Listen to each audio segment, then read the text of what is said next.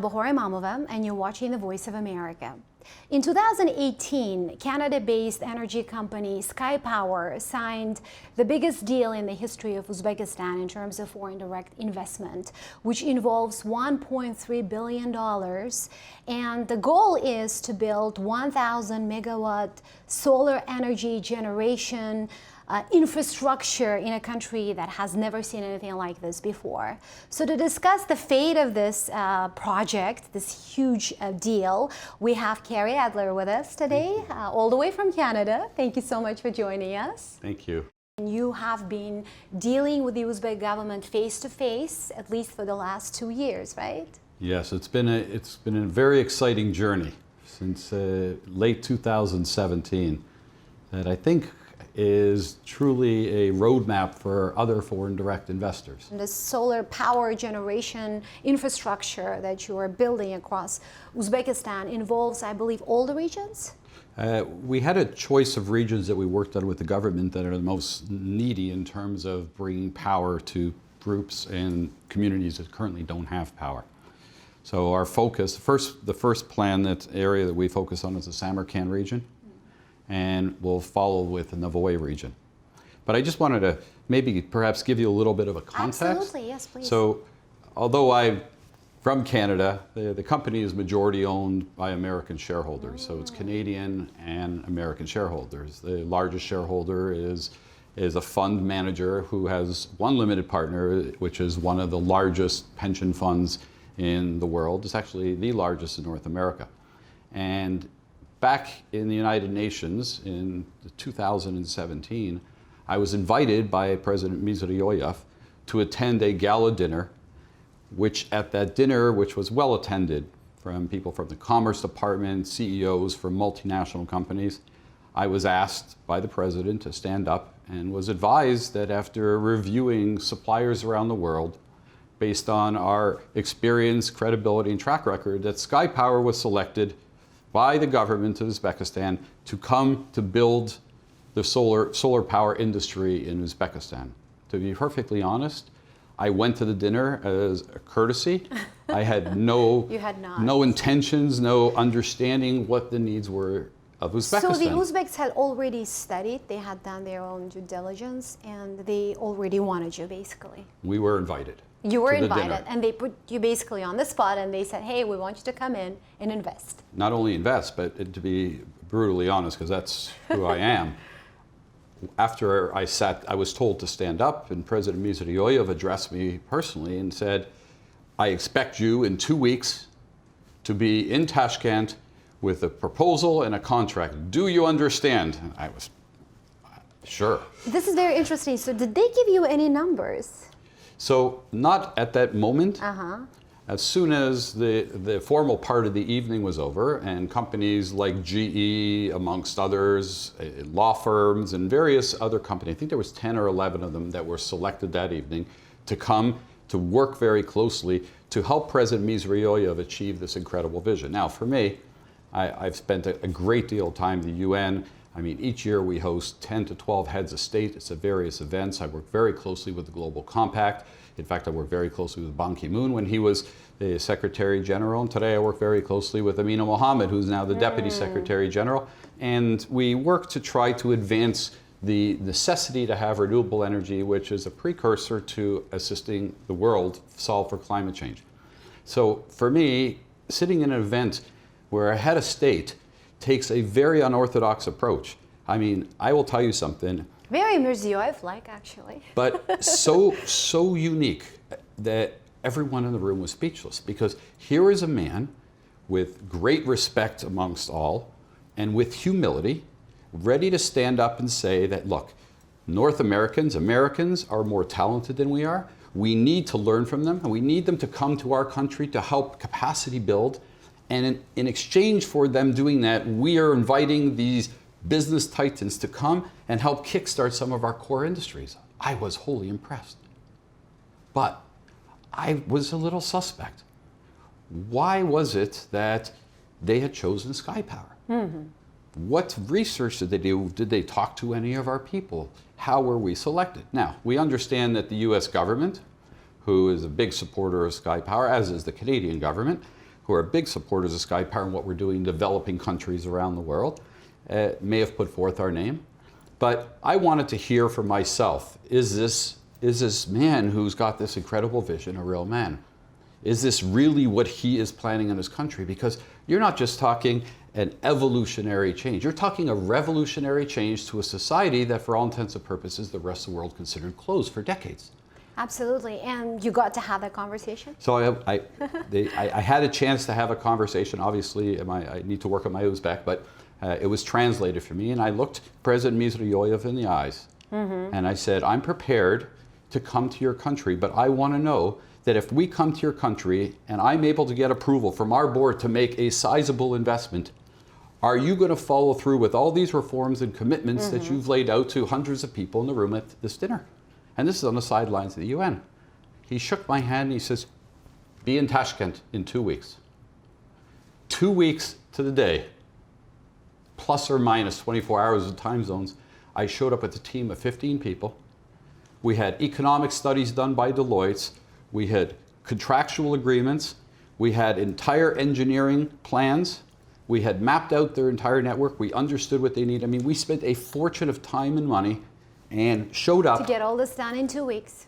Within 2 weeks. No other company. And this is the fall of 2017. Fall 2017.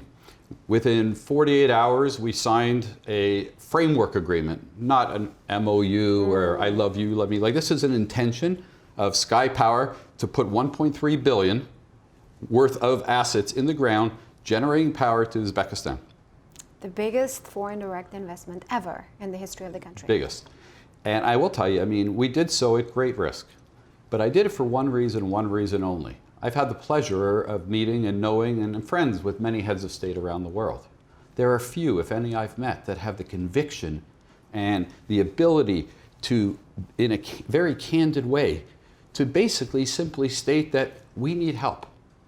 And here's a country that not only wants help, they're not standing there with their hands out like this, they're saying, there's an opportunity here. Let us show you how you can come to our country under these sets of reforms. I heeded the call. It's the first time I've ever done that in my entire career. I've been in renewables now going on 18 years. But he is such a special man, so unique. He reminds me of the Kennedys in terms of the way he carries himself, the way he conducts himself, the allure that he has amongst the people there. That's what I see. Yeah, with that though, then comes great expectations, constantly raising those great expectations, right? I mean, right now, fast forward, almost 3 years later, you have a government that is struggling to deliver in many ways. He's under pressure. Mirziyoyev is under pressure, not just by investors like you, by the international community, but by his own people. And there is more public pressure now inside Uzbekistan, which we see as progress, obviously. But, you know, people want jobs. People want energy. So what have you been able to do so far in the country? So we've spent over $10 million. We've secured the land for the first set of projects. We've done all of our pre-construction works. We've run global tenders. We've done everything required from us. You know, when we signed the contract, it took many months.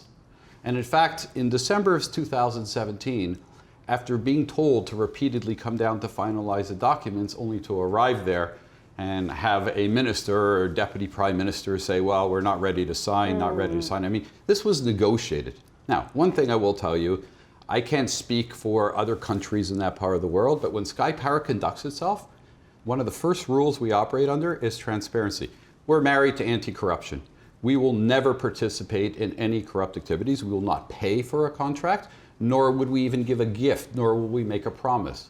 And I think that this is a country, from what I understand, from people who have lived there and done business there, that historically has come from a different type of a culture. Right. We have to adhere to ethics. We have to adhere to the laws of Canada, the laws of the United States, the laws of the UK. But even at a higher level, we cannot participate in activities where you win a contract based on something else that's not make sense to so business you obviously logics. laid that out open to them, explained that all of that. And what were the kind of reactions you got from them as they were slow, obviously, as they were not necessarily delivering? I would say here's sort of the way I look at Uzbekistan. First of all, it's a beautiful country, rich in resources. I have not met a person in that country that I would say is not a good person. The fabric is good. Now, there are some people who still hang on to the old ways of doing business. I don't interact with them. We've never been approached and someone says, okay, if you want your contract, you have to give us money, because if that happened, we would be right at Transparency International. We're reporters, not participators. And we say reporters, we would make it known. So far for the last 2 years, you have never been approached by anyone who seemed to at least represent any vested interest? Never. But you know, the key to that is you set very clearly up front. When we travel, we're now operating in 36 countries where we're developing around the world. And the beginning of every meeting starts with, these are our rules, this is how we conduct ourselves, here's our code of ethics. And when you get that conversation out of the way, see, corruption is what's hurt development in developing countries. Right. Now, some countries believe that making facilitation payments is still a way of doing business. Now, under some of the laws, like in the United States, a facilitation payment is legal if it's fair and reasonable. But the problem is, how do you measure fair and reasonable? In what context? What's your gauge? We believe in something very simple, and that is, they want power, we're going to bring power. So not only are we going to bring them solar power, but the deal that we have with Uzbekistan, which got a stamp and a presidential decree, and a stamp meaning that the pricing we submitted went through a review and an analysis over a period of months and got stamped that the price was competitive to the market at the date it was signed. The president issued a decree, and the decree said this contract is valid. This is with Uzbek Energo, who's now become the national power company. And the president directed his Minister of Finance to forthwith immediately issue a payment guarantee, because no one's going to invest in Uzbekistan that doesn't even have an investment grade credit rating today. Absolutely. You know, it's B, B1, depending on which rating agency. And I'll tell you something, the jury is out. You know, I speak to various individuals at various rating agencies from time to time, and right now they want to know, is Uzbekistan honoring their contractual commitments? Exactly, that's the main question. Look, it's one thing to have, unequivocally, it's one thing to have an incredible leader who has an incredible vision. But you got to make sure the people underneath have the ability to execute. So let me give you a for instance. So we're talking about what kind of systemic changes have taken place. You have, let's say, in your words, incredible leader who has this personal charisma, who can attract big investors like you. But then you have to deal with the system, right? With various ministries and agencies, I mean, starting with Uzbek Energo. So tell us what kind of progress you see so far. Let's focus on the progress first. The progress came about at the end of the negotiations with the help of the US ambassador and the Canadian High Commissioner. Okay? Powerful interlocutors. Well, they needed to be there for two reasons. One, we wanted to keep the process clean and make sure that we had government people in the room, because this is a bilateral agreement. It's a PPP. In fact, it's the first public-private partnership in the history of this country, and the first independent power company, and they call it PPA number 1 that was ever signed. So we needed to have the government, so the US ambassador, Ambassador Spratlan, who was there at the time, and since there's a new ambassador who's a fantastic gentleman I just met with recently. Daniel is incredible, he gets it. We had them there because we wanted to make sure that they understand that SkyPower is going out on a limb here. We're putting our name on the line and we're signing up to your commitment, President Mirziyoyev. But we expect that your vision goes beyond the vision, that these reforms and the message doesn't stop at your office. But what we have found is, yes, he has an amazing vision. Yes, he is affecting reform. The problem is the decision-making ability below the president, or the desire to make decisions below the president, is overcome with fear of making the wrong decision.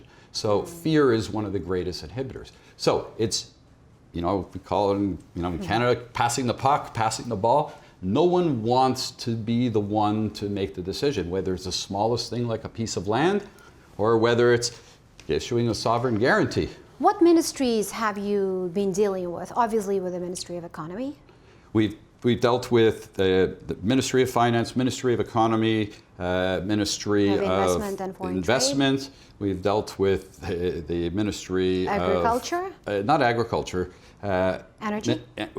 Every ministry except for agriculture. The finance covers a very broad range. Obviously, yeah. The Minister of Finance was tasked by President Mirziyoyev as the individual responsible for SkyPower. That night when I sat down and then the president said, the Deputy Prime Minister, Minister of Finance is Kushkarov. Yes, Jamshid Kuchkarov. Yes, he is the guy responsible. So imagine I'm invited to fly down, not once, not twice, I'm up 4 times. Finally, I get a letter invitation, please, Mr. Adler, come down. I didn't respond because we were so frustrated. I get a call at 6 a.m. I'm in Paris. Kushkarov's on the phone. Getty, please, you must come down. We're ready to sign. I guarantee we're ready to move forward. We fly down a team. When we go down the team, we've got engineers, 15 people. We show up. Oh, we're not ready to sign. This is... Any specific reasons were they giving you, or just bureaucratic?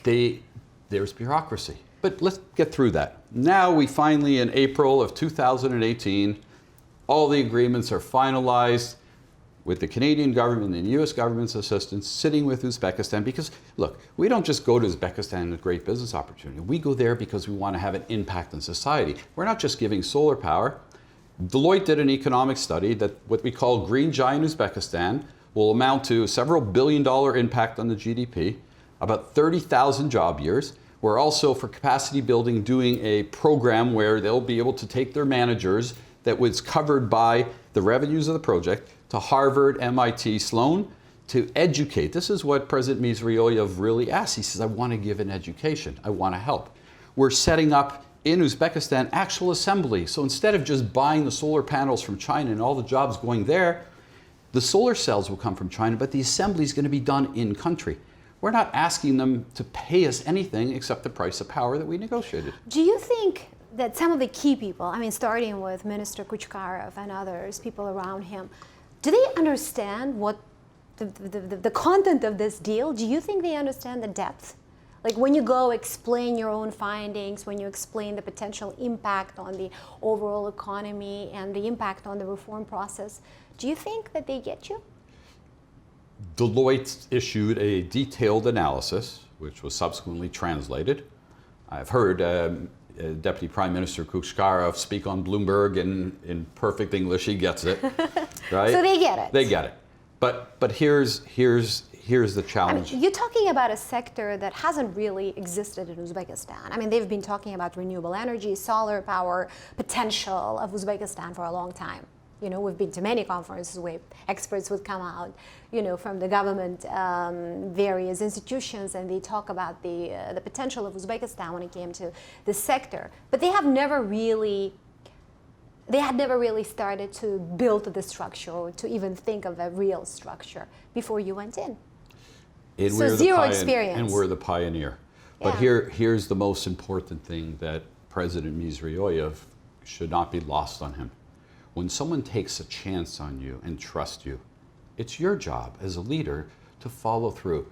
I can't begin to tell you the dozens of groups that connect with, whether it's at the World Economic Forum in Davos or earlier today in meetings I had here in Washington with the IFC. Like, imagine that 18 months later, we are still waiting for our payment guarantee. We have written no less than a dozen letters. We've had Secretary of State that recently visited, explained to President Mirziyoyev how important it is for investors to have confidence and know that when you make a commitment, I mean, here's a disconnect. You go in, you make a commitment, you sign a contract. The president of this country, who's an honorable, good man, issues a decree. Ministry of Finance doesn't issue the payment guarantee. Chasing Ministry of Finance, chasing Ministry of Finance. Without giving you a reason. Not even a response. Not even a response. So after trying politely, nicely, look, in the contract, we had the foresight, when you make an investment, you put in adequate protections. If they don't honor the contract, there is already a liquidated damages clause that we could have executed on November of last year to the tune of $1.8 billion. There's no debating it. In fact, they're signatories to the Energy Charter. We could walk into The Hague, file our case, and they would, there's no dispute. There's a contract, but it's simple. We don't want to take from Uzbekistan money for something that we didn't build. We don't want to go down that route. But we're now at a point where, look, I've written a 1,200-page letter to President Mirziyoyev detailing out all copies of correspondence. We've been trying through various ministries, we've been sent around like this. And the whole idea is that what they've tried to do is, these ministries, is not own the project. Why? Why not own the project? Basically, nobody in the system takes any responsibility, starting with the Ministry of Finance, you're saying. Yes. And the challenge is that if you don't take responsibility for what a president, the head of a state, delegates to you, then what you're doing is you're undoing the vision of that government. So basically, the president just becomes a talking head, and his promises are empty. Here, I'll share with you a coincidence. At my house, I had one of my household staff was ill. We had a temperature, and out of coincidence, she's from Uzbekistan. And I didn't even realize until she mentioned to me, she says, you know, I saw a bag up in your office area that said Uzbekistan Power Week. She says, I'm from Uzbekistan. And I said that this is 4 or 5 days ago. I said to her, it's a beautiful country. She says, you know, I've been living in Canada for 11 years. My family still lives there in the Tashkent area. She says, you know, it's such a beautiful, like Samarkand we talked about. I said, tell me, what do you think about all the changes? She says, you know, when President Mirziyoyev was elected, the entire population was excited that we're finally going to have this change. And you know what she said to me? She says, but after a year, we haven't seen any. She says, when I go to get a passport today, I have to pay money. Now, there are things you can't change dramatically quickly. And I will tell you that the biggest challenge President Mirziyoyev has is not his vision. It's sound. It's not him. He's an amazing, honest, good-natured man. It's the people beneath him that are not executing that is causing consternation, and it's got a lot of investors on the fence. Is this real or is this not real? To the point where people are wondering, why would they not honor a contract? Why don't they honor a president's decree? You know what the response is? No response. We reach out, they have an ombudsman office. Brilliant. The president hands... Business ombudsman. Mm-hmm. We reach out to the ombudsman asks us for clarity, then he asks us for a meeting, we go, we meet the ombudsman, give him all the information, never hear back. So the challenge is for investors, a lot of them are in a wait and see. If they're not going to honor the first biggest investment that made international headlines from a company that was selling energy at a price. Now, the new ambassador stood up in front of a group of people in public and made it very clear to the government of Uzbekistan, and quote, Uzbekistan has to honor its contractual commitments no matter if subsequently someone comes with a lower price. Because without foreign direct investment, no country can grow. Now, people believe that this is like the days of a souk, like negotiating. There's nothing to negotiate. You signed a contract, people have expectations, honor a contract. You honor the first, you gain credibility, you gain a reputation. People will come. Right now, the investment community is on the fence saying, is Uzbekistan real? Does President Mirziyoyev have control of his ministries of investment and his Minister of Finance, or are they just running amok? So you haven't dealt with this Ministry of Investment and Foreign Trade. You're not. That's not the office that you deal with. We are part of the hockey puck that's been passed back and forth. So Ministry of Investment we've communicated with. They say, okay, go to Ministry of Finance. Ministry of Finance says, oh no, it goes to this department. It's back and forth. So finally, we put our foot down and we said, look. And when did that happen? We pulled them into breach of contract in November of this year. They were exactly 2019. They were 12 months late on delivery of a payment guarantee. Imagine, the land is there. We have the tender. We could basically, in order to complete financing of a project, to go to our shareholders and our bank and say, we're ready to go ahead and build, they want a payment guarantee. It's a piece of paper, which all it says is if the government were to change or Uzbek Energo or National Power doesn't pay its bill, then that they will make sure that we are paid. Now, why is that so important? It's important because governments change over time. Any country, developing country you go to that doesn't have an investment grade credit has to give a second level of assurance. They don't have... I mean, the Uzbek government should know that. But here's the thing. It's a piece of paper, but at the end of the day, it's not really that hard to give, because if you're adding electricity to meet the demand, there are people in Uzbekistan an hour, 40 minutes out of Tashkent that still don't have basic electricity, as you probably know. So as long as you're selling the power and you're collecting the money, you'll be able to pay your power producers. But instead, what have they done? They've gone out, they're running more tenders and more tenders and more tenders. And they're making all these contractual commitments. I have to tell you something, this is a very small industry. Mubadala, they're friends of mine. In fact, I sit on a board with the CEO of Mubadala Petroleum. We talk about this. Aqua, the CEO, I know very well. Total RN, they signed the contract. I know the CEO of that company very well. And they're all watching how paralyzed you are now. Everyone's nervous. I will tell you that if I was an investor today, I would be sitting back in my chair, wait and see. I would want to see SkyPower's contract, I'd want to see GE's contract, John Deere's contract. I would want to see these contracts executed upon, because otherwise it's just fantasy. So how many big deals like yours, as far as you know, are in this kind of state now?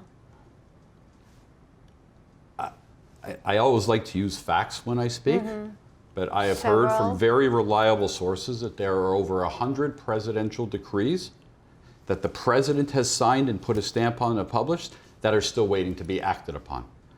And they can come up with any excuses, but let me tell you something. If you have a foreign direct investor who's the head of the pact, who stands up and says $1.3 billion commitment to your country, which I have to be honest with you, when the president asked me to stand up, and I sat down, the first thing I did was grab my cell phone, go into Google, and try to figure out where Uzbekistan was. And I'm not embarrassed, to be honest with you, because that's the truth. I've heard of the country, but geographically, I didn't know. Is it landlocked, double landlocked? I knew it was near Kazakhstan. It's double landlocked. But, you know, Kazakhstan and Uzbekistan have an interesting relationship. They're very competitive. I've been to Kazakhstan. They've got their house in order. And I'll tell you something, Kazakh, in terms of their energy and how they're addressing that, they have it down to a science. I don't believe that the IFC program, and I shared this today with the COO of the IFC, I don't think the IFC program is appropriate for Uzbekistan. The IFC should be focusing on the African countries that have no power. Uzbekistan doesn't need the IFC to help them to bring more solar and renewable power. What Uzbekistan needs is to sit down and do business the way Western people and international people do business, which is a contract's a contract. Once it's signed. But obviously they don't know how to do this. Well, based on your experience, right? What if the bureaucrats in the Uzbek system would tell you, we don't know how to lead this process. We've never dealt with a humongous investment deal like this. We're struggling. You know, inside the system, we don't know what to do. We don't know how to overcome that fear that you mentioned. Well, here's what I've learned spending as much time as I have in Uzbekistan. And I know you're from Uzbekistan. And I have people who work for me from Uzbekistan. They are some of the most brilliant people in the world, because people who don't, you know, unfortunately when you have a lot, you don't have to work so hard. A lot of people have free medical care, they have jobs, they can easily, we take a lot of things for granted in the United States and Canada. And that's just because that's what we know. But when you run into the average person in the street of Uzbekistan, they're working hard. They're trying to find ways to support their family. Inflation's at 15%. 15% inflation. The currency has lost half its value. This is a society where corruption has been a way of life. But here's the thing. You got a president who says enough. Look, the first minister, deputy prime minister, minister of investment, all of a sudden overnight gone. He was one of the guys trying to block our project. All of a sudden he's gone. No one's heard from him ever again. But that did not necessarily fix the problem. We don't know why he left. Maybe it was some other, didn't fix the problem. Then there's the next guy. So in many ways, what you're going through is something, you know, quite similar to so many other stories we hear in Uzbekistan. You know, Mirziyoyev sits on top. You know, he's the main decision maker. He's the guy who's promoting this vision. You know, he's pushing his reform agenda. But when things go down the system, you know, they get lost. That's and because people feel it. And, you know, in many... how do you overcome? I guess, anyone who's sitting now and listening to our conversation are probably, agreeing with you to a great extent. But then the question, the answer boils down to a big question of like, how do you change? How do you change the way people think? Because probably a couple of guys at their desks are not doing their jobs, and you have $1.3 billion deal sitting in one place, right? I mean, it could be that kind of a picture. And I have talked to many young experts, even, officials within the Ministry of Finance, and including some Uzbek Americans who've worked in that, ministry and have recently left, and they feel quite pessimistic about the picture, the way things are done in Uzbekistan. What to do? Well, the first thing I'll tell you, and I work with, coach many heads of state, and in terms of the need for power, how to effectively launch tenders, direct deals, which are PPP, and under the UN ECE guidelines and new legislation says PPP for the advancement of sustainable development goals is critical, because we got to fix this climate change issue, and tenders take forever, and not necessarily the lowest price is the best outcome. It should look at job creation. But here's the thing, it is fixable. It's not too late. But if President Mirziyoyev really wants to fix this, he needs to assemble a group of coaches, leaders from businesses. Like, I'd even donate some of my time to help. And he should take wise counsel from companies who do business successfully. Because the problem is, if you take someone who's been doing things for 15 years, we're all creatures of habit. So you keep doing the same thing over and over. To avoid that dynamic continuing going again, you have to change something. It can't just be someone at the top cheering and saying, this is what we're going to do. So have a special operations team. He should put together an advisory board. Look, in Canada and the UAE, I sit on the Canada-UAE Business Council. In Africa, I sit on the Business Council. I sit on the Canada-GCC Business Council. And we sit there and we try together to try to find ways to deal with issues, address them head on. But if you want to turn your country into a destination for foreign direct investment, you can't take guys that have been doing the same old thing over and over again and hope that they're going to change. It's not their fault. They're good people. Like I said, there's not a bad person I've met there. They just don't know better. So following Secretary Pompeo's visit, there has been no change in terms of the status of Zero change. Zero change. We're not going anywhere. We have a contract. We've invested north of $10 million. We've built an office. We've signed long-term lease. We've hired people. We've expanded our Dubai office. We've done a global tender. We've selected our EPC. So we're now at a point where we're going to go one of two ways. I have to tell you something, having my board give me the latitude to not go and push this into a legal forum is appreciated, because I don't want to go there. What I want is Uzbekistan, I want to set an example. I want to show Uzbekistan that you honor contracts, you do the right things, and people follow. Look, we were the first. We were the first company to arrive there. Then they went and they did this IFC tender. 23 companies came. 23. This is the beginning of something good. So you got to get the first right. The second, the third, the fourth, and guess what? Now you're trusted. Trust is something you cannot buy. And if some guy's at the top saying, trust me, trust me, trust me, but all the guys underneath are cutting out his legs and not following his directive, then no one's going to come. And President Mirziyoyev gets that. He knows. He made a statement, which I'll never forget. You haven't directly communicated with him or with his office since, let's say, 2018. I have sent him 2 letters.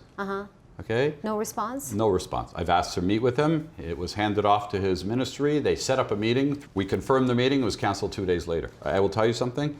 The only person in that country that's going to set things straight for companies like SkyPower and anyone else that has an issue is President Mirziyoyev. And my understanding... Starts with President Mirziyoyev and ends with President Mirziyoyev. But here's the amazing thing. You have billions of dollars. You know how rich and the resources you have in your native homeland? But that's the thing, though.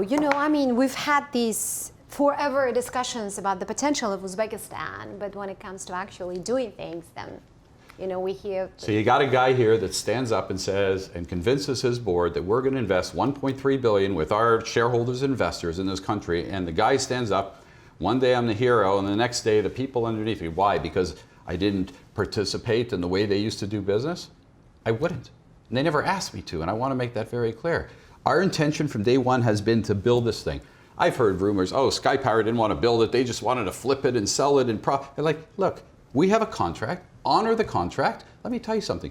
When Kushkarov stood up in front of Bloomberg and launched their bonds, there were a lot of people on the fence. Yes, the bond sold. Now people are sitting there saying, okay, I've seen the currency fall in half in the last 12 months. It used to be 12, 18 months. It used to be 4,000. Now it's close to 9,000, right? 10. Oh, wow. I was going to say inflation is at 15%. Unemployment, real unemployment is at 10%. You have the beginning of an economy that can get away from you. You went out. I mean, I've never seen a president go to such extent to broadcast Uzbekistan's open for business. He made a statement. He says, I will personally guarantee that investors operate in a transparent, honorable, ethical environment where the rule of law is followed. Okay, well, if the rule of law is followed, you have a contract, you've issued a presidential decree, honor your word. Because otherwise, if your word is not worth anything, if your decree, that piece of paper you stamped and published yourself, is not worth anything, why should anybody come to Uzbekistan? He has a chance to make it right. SkyPower has a chance to make it right. The world is watching. Honor your word. That's the message from this part of the world, from both Canada and the United States today. We'll definitely be checking with the Uzbek government. We also want to know what their position is on all of this. You got us very curious. Thank you for such an insightful conversation. We really appreciate it. Carrie Adler, the CEO of SkyPower, which is, as you say, committed to build that 1,000 megawatt solar power generation capacity in Uzbekistan. And you still want to honor your word as long as Uzbekistan and we meets want you those halfway. 30,000 job years, and we want to build the assembly facility. We want Uzbekistan to be a hub for the rest of Central Asia, where solar panels are assembled proudly on the box, made in Uzbekistan and sent around the world. This is the beginning of an economy. Why not do the right thing and just honor your word? Just do it. The world was watching. I hope they're watching you. I hope they're watching they are you. too. Yes. And I will Thank definitely you so let you know much. how things progress. And Absolutely, we'll be I checking believe with that you. President Mirziyoyev is a good, honorable man, despite the challenges we have, and I'm holding him to account to stand by his word. That's why I went in the first place. Thank you so much for talking Thank to you. us. Thank you so much for sharing your story with us. We will continue to cover these issues, obviously, and let us know what you think. We're in touch. Thank you so much for watching.